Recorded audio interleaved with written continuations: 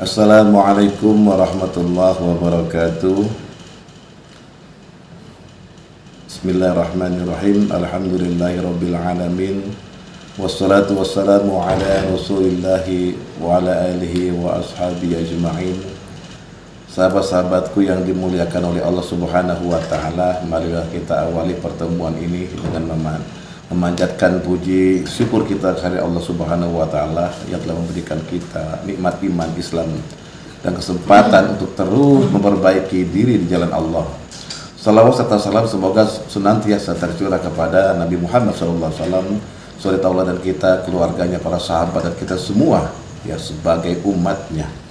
Hari ini saya ingin mengajak kita semua merenungkan fenomena yang sering terjadi meskipun mungkin tidak kita sadari, yaitu perselingkuhan spiritual dalam masyarakat modern. Godaan duniawi telah membuat banyak dari diri kita, sadar atau tidak, berpaling dari Allah. Mari kita pahami lebih dalam apa itu perselingkuhan spiritual, bagaimana dampaknya, dan bagaimana kita bisa kembali kepada Allah Subhanahu wa taala.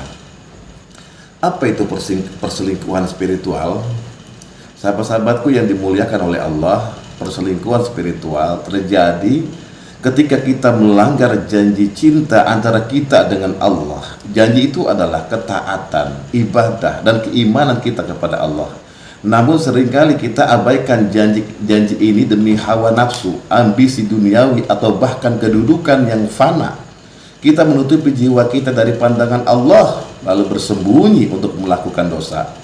Syekh Ibnu Athaillah Sakandari berkata, janganlah mencari kemuliaan pada hamparan kehinaan yang sirna. Carilah kemuliaan pada hamparan yang abadi, yang tak pernah fana. Namun, apa yang sering kita lakukan? Kita mencari kemuliaan pada berhala duniawi, harta, jabatan, popularitas, dan kemolekan. Kita lupa bahwa semua itu hanya fata morgana yang menyesatkan. Nauzubillah. Allah Subhanahu wa taala berfirman, dan janganlah kamu seperti orang-orang yang lupa kepada Allah, lalu Allah menjadikan mereka lupa kepada diri mereka sendiri. Mereka itulah orang-orang yang fasik. Surat Al-Hasyr ayat 19.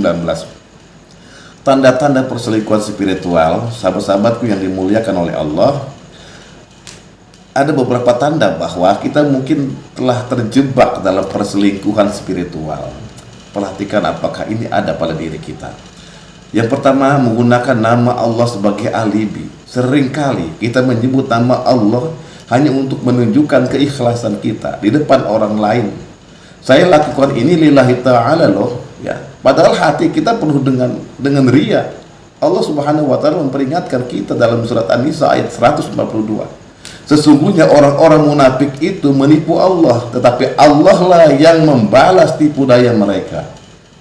Yang kedua adalah mengabaikan Allah dalam kesuksesan ketika gagal. Ya, kita menyalahkan takdir Allah. Tapi ketika sukses, kita berkata, ini hasil kerja keras saya. Lalu di mana Allah dalam hidup kita? Apakah ego kita lebih besar dari Allah? Yang ketiga adalah mendekat hanya saat terdesak. Allah menjadi tempat terakhir kita kembali. Ketika hidup lancar, kita melupakan Allah. Tapi ketika terdesak, kita menangis memohon kepada Allah. Allah Subhanahu wa taala berfirman, dan apabila manusia ditimpa bahaya, ia berdoa kepada kami dalam keadaan berbaring, duduk, atau berdiri. Tetapi setelah kami hilangkan bahaya itu darinya, ia kembali ke jalan yang sesat. Seolah-olah ia tidak pernah berdoa kepada kami untuk menghilangkannya bahaya yang menimpanya.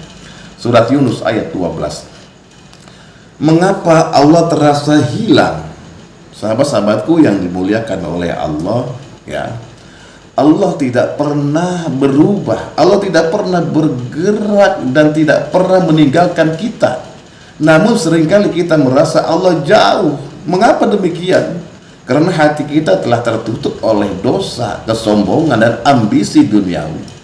Sebagaimana firman Allah, sekali-kali tidak, bahkan apa yang mereka kerjakan itu telah menutupi hati mereka. Surat Al-Mutaffifin ayat 14. Kehilangan Allah menjadi bukan karena dia hilang, melainkan karena kita sendiri yang menutupi hati kita dengan hijab kegelapan.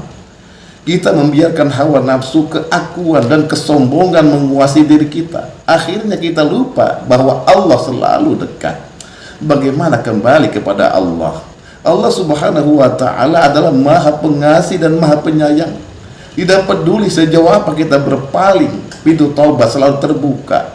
Rasulullah SAW bersabda, Allah lebih bergembira dengan taubat hambanya daripada seseorang yang menemukan kembali kendaraannya yang hilang ya di padang pasir. Hadis riwayat Bukhari dan Muslim.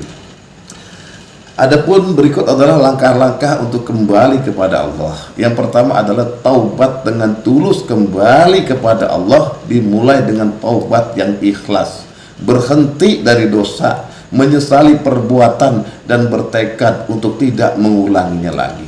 Yang kedua, zikir dan sholat. Hadirkan Allah dalam setiap langkah hidup kita melalui zikir dan sholat. Allah berfirman, ingatlah kepadaku, niscaya aku ingat kepadamu. Ya, surat Al-Baqarah ayat 152. Yang ketiga adalah syukur. Ya, syukur dalam setiap keadaan. Ya, hati yang bersyukur akan selalu dekat dengan Allah.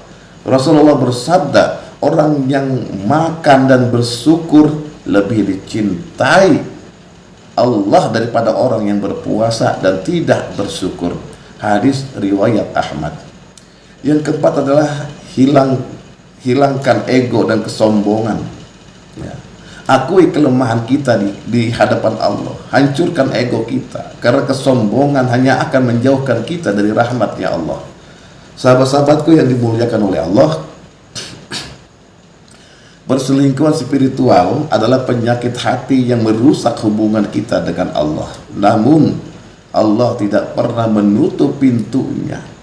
Dia memanggil kita, fafiru ilallah, kembalilah kepada Allah. Jangan biarkan hawa nafsu, ambisi dunia dan kesombongan menjauhkan kita dari rahmat Allah Subhanahu wa ta'ala.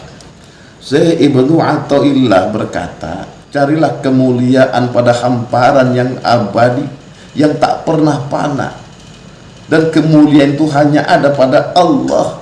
Mari kita perbaiki hubungan kita dengan Allah, kembali kepada Allah dengan taubat, syukur dan cinta yang tulus.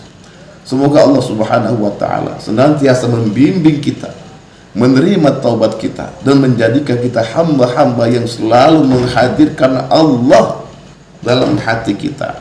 Amin ya rabbal alamin. Wabillahi taufiq wal hidayah. Wassalamualaikum warahmatullahi wabarakatuh.